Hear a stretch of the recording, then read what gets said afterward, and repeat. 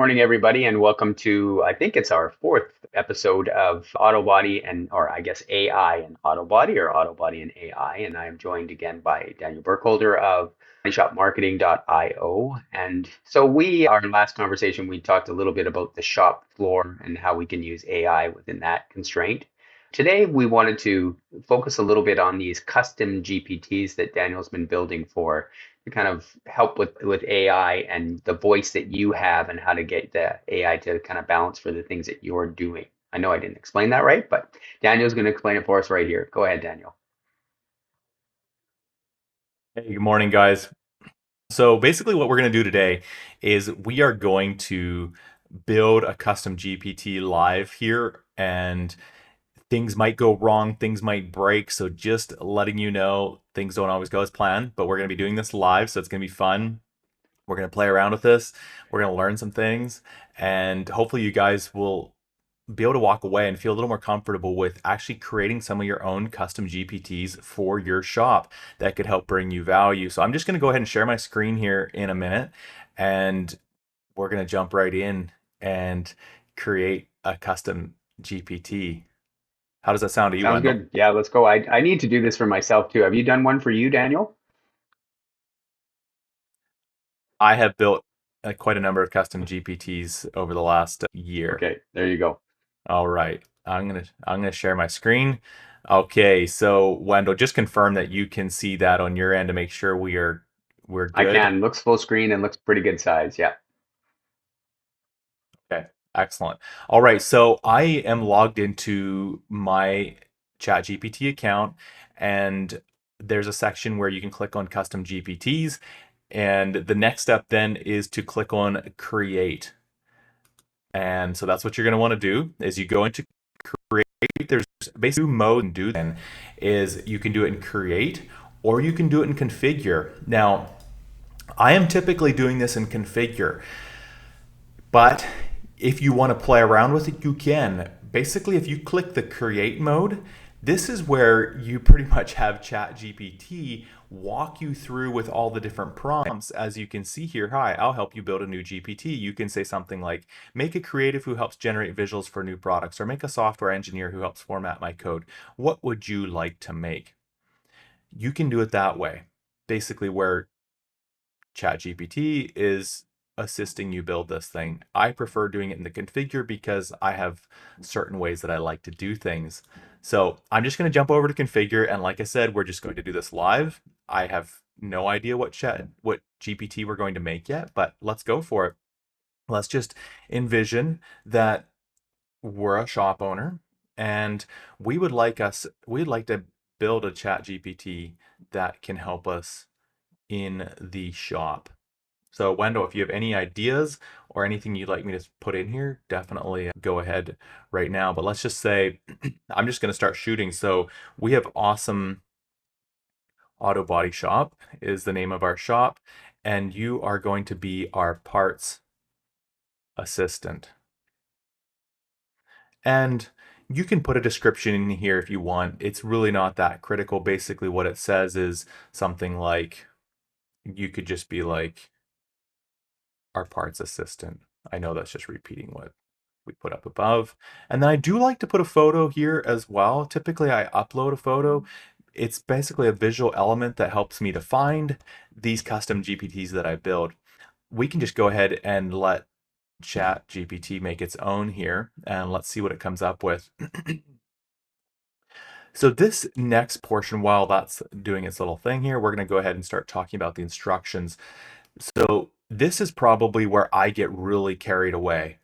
Now, the better instructions you give to this custom GPT, the better results that you're going to get. So I know on this example, we don't have time to do like a deep dive where we spend the next half hour to hour building out our instructions. And seriously, that is often what I'm doing. Now, obviously, some of these, as you do this more often, you can start kind of using instructions from other custom GPTs you've built and use that as a template to build your instructions for this one. But this is where I spend a lot of my time between this and the knowledge base. So these instructions could be something like, you analyze all parts lists based on OEM requirements. You can say something like, you will go and find each OEM requirement for every new parts list that we analyze. And you can think about it like this, guys. Basically, this is you are giving instructions to a virtual assistant. This can be instructions just like you would to a new guy that starts the job tomorrow. Maybe you have an SOP that you pull out for, let's say you have a parts guy coming into the shop and brand new. You have your SOPs you pull out and you give to him and say, like, okay, this is how we want you to do your parts ordering. This is how we want you to do all your parts analysis. Put that in here. That is what you're doing here is we're building out an SOP for this custom GPT. So I'm I'm honestly starting to run out of ideas of what I should be putting in here because I'm on the spot and my brain's just like going blank because I can't think when I'm on the spot like this. I don't know, Wendell, did you think of anything else I can type in here for our Oh, see, I example? was thinking we just go to ChatGPT and ask it what we should put in there, but I'm a much more simple So person. So you're exactly right. This is where I would jump over into another chat GPT window and I would start asking it to help me build out this prompt. I know we won't have time to do that because we're about halfway through this session already. So I'm just going to leave it with a couple. I think you get the Yeah, idea though absolutely. of how you can build this out. And if you want to dig into it deeper, feel free to reach out to me. I can definitely help guide you through that because building custom GPTs is something I do. Okay, so we've given it a couple instructions. It doesn't look like it went ahead and created a picture while we were doing that. I don't know why it didn't do that. Silly thing. So basically conversation starters are things like analyze parts list, and it will create all these little just buttons down here that you can click on when you come into the custom GPT. I typically put some in here. I don't use them very much though, because I always like using my prompting style that I use that I told you about in the last session where I give it context, role, interview, and task. So I typically don't use these even though I put them there. So analyze parts list. What else could we say? We could just go like analyze estimate. All right, so for the next section here, this is where you can start giving it all this information. So let's say this parts assistant is actually going to be our Ford parts assistant. Then we go here, we upload files, and I don't think it's going to share that part of my screen to you. But basically what this does is you click that upload files button, it loads where you can drag files off of your computer, off of your desktop, right into this custom GPT. So this is something you're going to have to do aside from here in your GPT is maybe you go to Ford or maybe you have a database that you can access. I don't know. Maybe you use some type of software that gives you all of this information. Go download it as I typically try to use as small files as possible. That's why I often use markdown files because it uses less space in the custom GPT. Have that file, have that folder on your computer, open it up and drag them one by one into this custom GPT. It'll load it up as memory in this custom GPT. And then whenever you go in here, it will access that. So even if you have SOPs of how you want your parts people to be operating, great place to upload that PDF file or that markdown file. If you have spreadsheets that have information about Ford parts, upload that into this custom GPT. So as you can see, I did not do that here. That is some homework that you're going to have to do when you make this. The next step is I just leave this as no recommended model. I typically will click this capability. This will allow GPT to run code. In your situation as a shop owner, this probably really is unimportant on that one. We've talked about this So now before, we're ready to Daniel, go. but just making sure all of this is all private, right? It doesn't get shared to your competitors. It doesn't go out onto the internet and everybody else has access to it, right? Like all this is private data that you don't have to worry about it being compromised. Is that correct? Yes, that's Okay, correct. good. Sorry. I just want to, I know lots of people have No, that's foundational great. kind of worries about, oh, I'm putting it on the internet and everybody can get it, but that's changed. That is a that's Yeah. valid. That is a valid concern. But I yes, you can configure it. Now, I don't think there's a place to configure it in here, but you can configure your account, your ChatGPT account, that they are not using it to teach or for them to Okay, learn good. from. So you can set that up in your settings. Anyways, let's go ahead and create this. I'm not going to share this. We're just going to have this internally for me alone.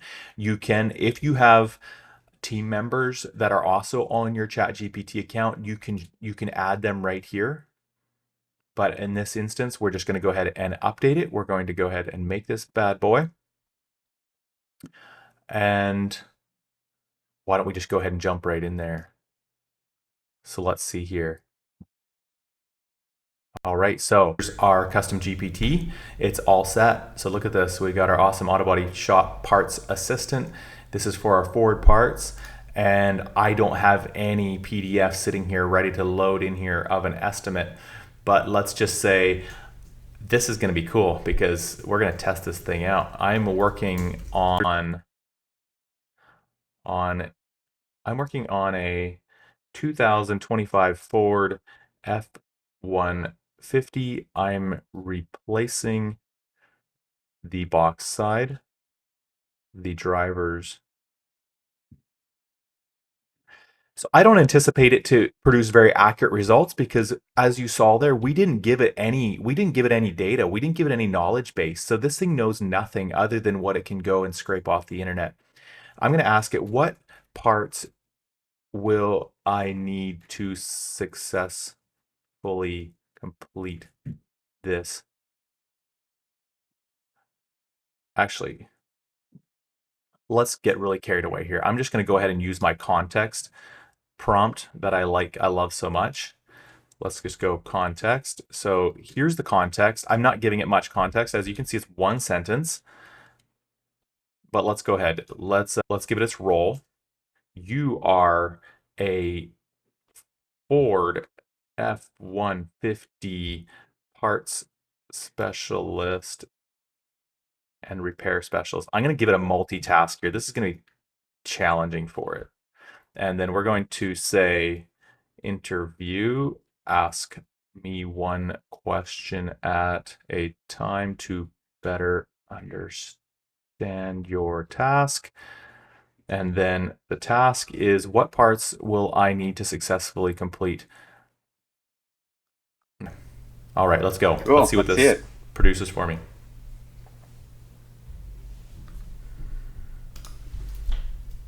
Well, of course it's going to be OEM. Okay, so this is something that you could have included in your instructions, is that we always use Ford box sides. We never replace with an aftermarket one. Or if you always use aftermarket, well, then put that in your instructions.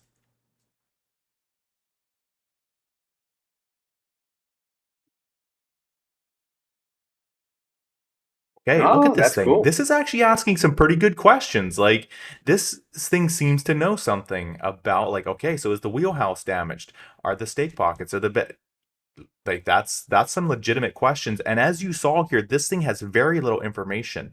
So this is only box side because it was just a light damage. It did not damage anything as far as the internal structure.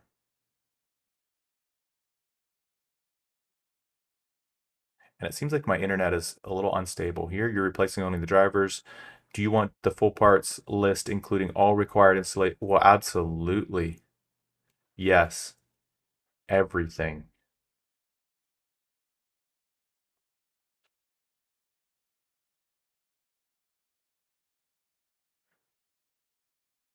All right. So here's a detailed complete parts and materials list for doing a proper OEM on a 2025 F-150, along with notes, tips.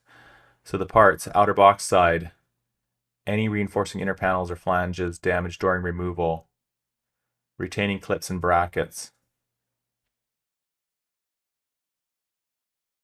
So it's got some really good helpful things here to look out for. It's got a list of fasteners, self-piercing rivets, blind rivets, solid rivets, make plug welds. Wow. I'm actually pretty impressed. Honestly, Wendell, I'm pretty impressed with this list. It's got the adhesives, it's got the rivets. So I know enough about this that this thing's actually nailing it pretty well for as little knowledge. I mean, we gave it nothing. As you saw there, when we Crazy. built Yeah. this custom GPT, we basically gave it no information. So here's a checklist. Sure, I know we're running out of time. Let's go ahead quickly though and build a custom parts. Let's just say yes, please. See, here's where I see the You don't have to say the please. context of this is like, let's say you're the owner of the store and you hired a new parts guy and he doesn't know, a fender from a headlight from a whatever, and we send him out and he's trying to do his job effectively and he's constantly coming back to ask you the same question over and over again. And you would think that using something like this tool would give him the ability to kind of highlight some of the higher level details before he comes and talks to you. Like, have you checked with your custom GPT before you're coming and talking to me rather than just coming and straight talking to me? I wonder how beneficial that would be for the business.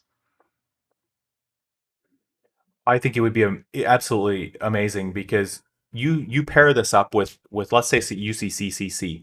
You pair this up. He's got his custom GPT open here on one window. He's got a CCC open up on the other window, and he's working in tandem as basically his GPT is his assistant, helping him to think through this. Now, as you saw here, I've been in the shop long enough that I could look over that list and I could be like, yeah, you know what? This is what we're going to need because I've built these estimates for these trucks. So I know, but now the guy that maybe never did it, CCC with his custom GPT and CCC, he isn't going to have to be going to his boss all the time and asking him. So absolutely, that's a great opportunity to leverage to help him make him more efficient, and he'll learn so much faster.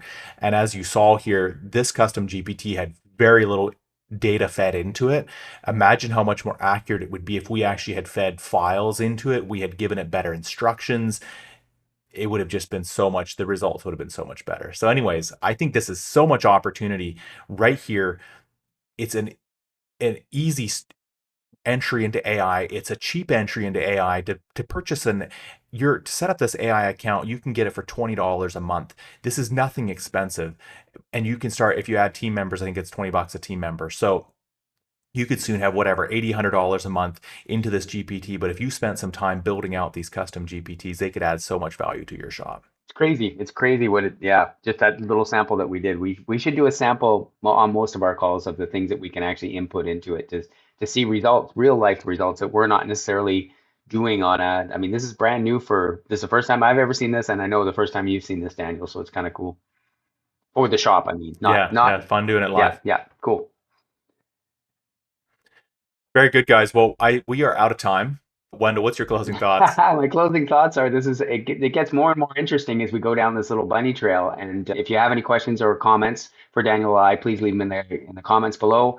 Yeah, let's just keep going down this aisle and see where we can get to, Daniel. And maybe we'll eventually run, part of an auto body shop in with ChatGPT. You betcha. Right on. Thanks, guys. We will catch you in the next session.